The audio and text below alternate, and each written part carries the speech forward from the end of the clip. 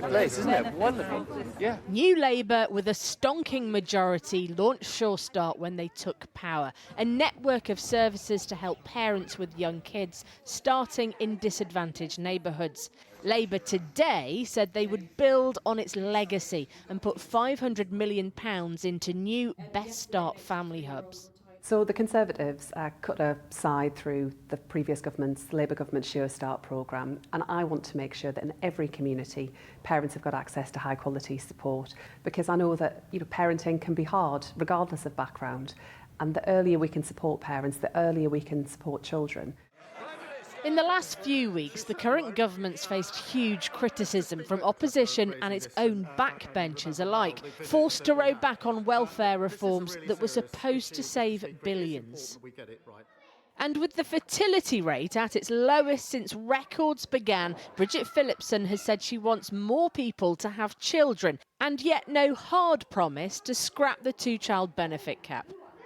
On the one hand, you're telling me that we're going to look at it. On the other hand, you're not giving me a timeline of when then. So it's either dead in the water or it's not. So we're looking at all issues around child poverty, whether it's on the social security side or other action that we can take, every lever to lift children out of poverty. We're doing that work through the Child Poverty Task Force, and we'll set out our report later on this year. So we don't know yet, basically. I mean, you said that about winter fuel, you've said it about PIP. You can't afford another climb down. I hear what people have to say. They care passionately, as I do, about making sure that we lift children out of poverty. That is the work of the task force. That is the work that is underway already.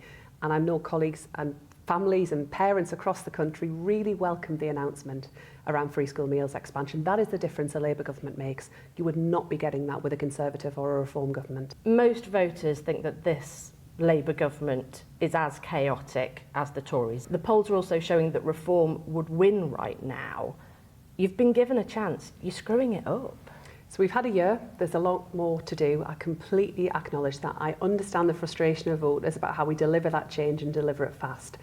But what I'd say on polls is that they're a snapshot in time. They reflect how people feel at the moment. It's important that we take that on board. Of course it is. Is there more to do? Absolutely. We'd be the first to acknowledge that. But there's no time for do-overs. There's people relying on food banks now. There's people that can't rub two pennies together now. You don't have time to reflect and say, we're going to do better. You need to get it right the first time, and people aren't seeing that. And that's why we've increased the national minimum wage, the biggest increase that we've seen in many, many years, because we want people to feel better off. We know that people work hard, they do the right thing, and they should be paid fairly for it.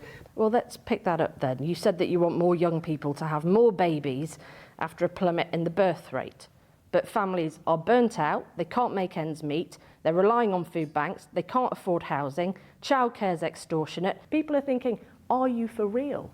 So what I want is for young people and parents to be able to make the choices that are right for them, to have the freedom to make the decisions that they want to be making. I completely accept that because of the cost of housing and the cost of living at the moment, there are lots of people, including people I've spoken to, that worry that they either can't do it or it's not possible to have more children. But that's why what I'm setting out today around parenting support is also important.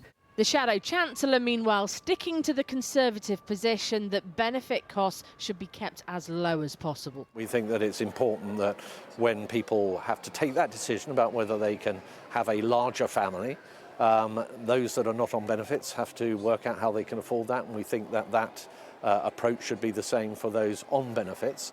Former Labour leader Lord Kinnock, meanwhile, has warned that reported plans by Jeremy Corbyn and Zara Sultana to set up a splinter group from Labour would effectively be a Nigel Farage assistance party. We're beginning to wait. Come on. Surely you must be personally annoyed by the way the Labour Party is coming across at the moment. Are you disconnected from the Labour leadership at the moment? No, I'm incredibly proud of what we've achieved in the last year. Has everything been plain sailing? No. Have we got some things wrong? Of course, every government would be the same in that regard. But it's how you learn from it, it's how you take it forward, it's what you do next. But I'm proud of the things that we have achieved. Would you be tempted to join Jeremy Corbyn? Not in your life.